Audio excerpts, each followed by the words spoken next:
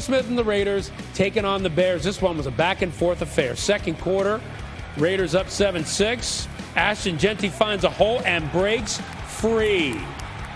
Came in highly touted, and let me tell you, he's been not really struggling, just not having the season they thought. Look at that play right there, Coach. Observation of this here, Gentry. He's really good. Yeah. Raiders up 14-6. Fourth quarter, Bears down 5. And look at DeAndre Swift getting in. Yes.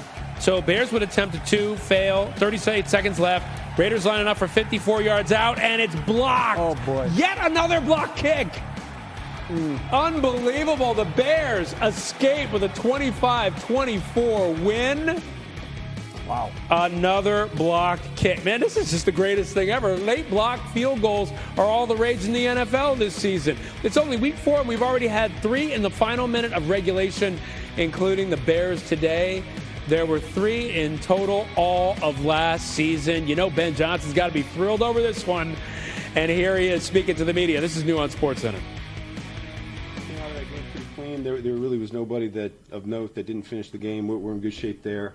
Man, I'm proud of our guys. They came through for us. We're building something special here, and I think they're feeling it. Just the belief they have in each other, the belief they have in this coaching staff. I thought it really shone through. This was a huge win for our team. Finding a way in the fourth quarter to come out on top. I just thought that was outstanding for us. So proud of our guys, proud of the locker room.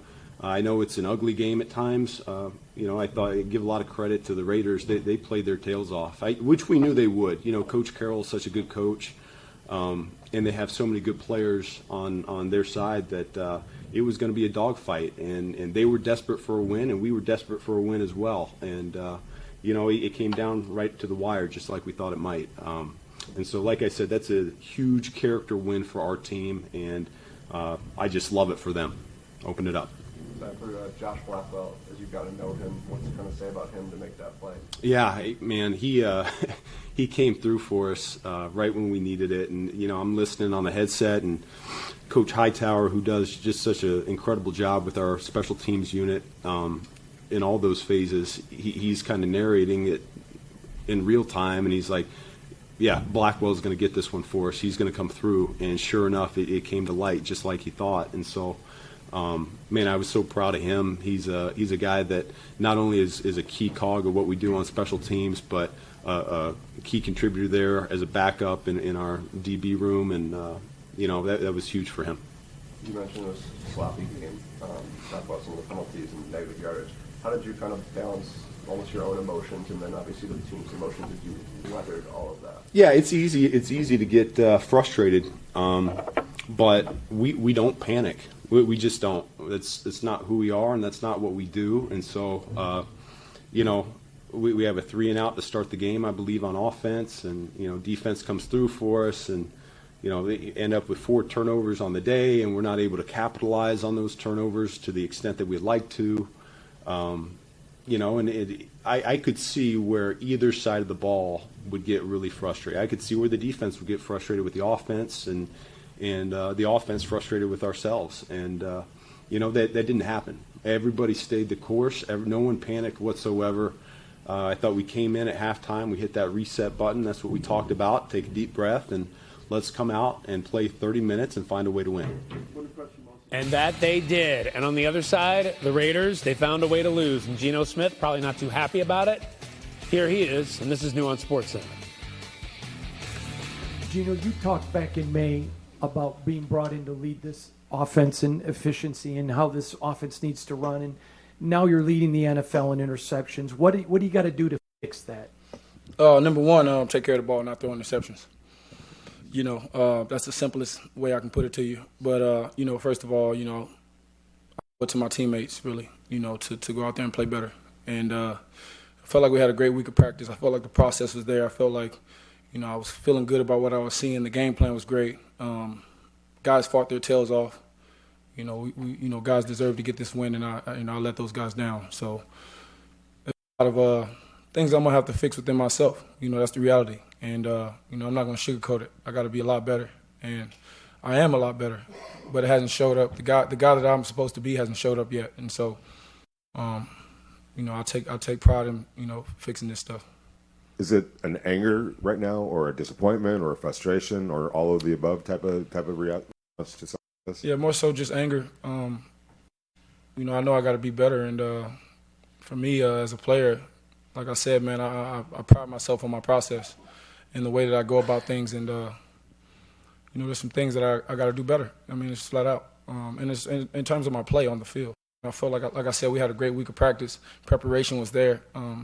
Guys were in. You saw how Ashton ran the ball today. You saw how the line played today. You saw how our guys were getting open and our defense played inspired. How our crowd was electric throughout the game. You know, and if you look at the difference in the game, it was the turnovers. You know, so I mean, simply put, I got to be better. You brought up Ashton, so two-parter for you. Been waiting sort of for his time, right? And he talked about him getting the ball more, and now that balance is there, and he has that he has. If you can comment on that, and then second part, in terms of your turnovers, do you say anything to him afterwards? I mean, you have to feel bad. Obviously, he has a career day, sort of that breakout moment that we've been waiting on. Not sure if you had a chance to talk to him. Or if it's got to weigh on you as the veteran, right? Yeah. Shoot, man, like Ashton had a great day. Great player. He's the guy who we've always seen. Like I said, you know, the outside. I've been in this thing long enough to know how it goes.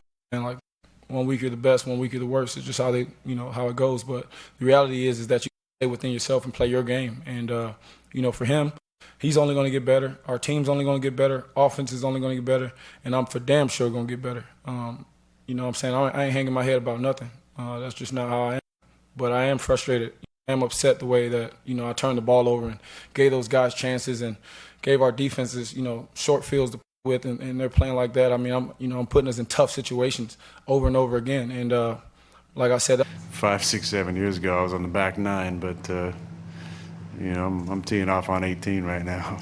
I'm feeling good too. Jaguars visiting the 49ers. The undefeated 49ers coming in. Second quarter, Jags down 3-0. Travis Etienne takes the handoff, and he is out of here. 48 yards to the house. He struggled a bit last season, but it's like he's a different player now. Jags up 7-3. Third quarter, Niners down 17-6. Brock Purdy to Christian McCaffrey, who gets it done like he always does. They cut the deficit to 17-14 after a two-point conversion. Third quarter, Jags get the punt. Parker Washington gets some burst. Can the kicker catch him? Kicker's not catching him. No, Is the kicker going to catch him? No. 87-yard return for Washington. And the Jaguars go on to win 26-21. Big win for them. All right, so the Jaguars forced 4 49er turnovers today, continuing their torrid pace of ball hawking. Jacksonville's 13 takeaways this season are the most through the first 4 games of a season in franchise history. Fred Warner from the 49ers not happy after this game. Check this out. And new on SportsCenter, Trevor Lawrence. Well, Fred Warner first, actually. Then we'll get to Trevor.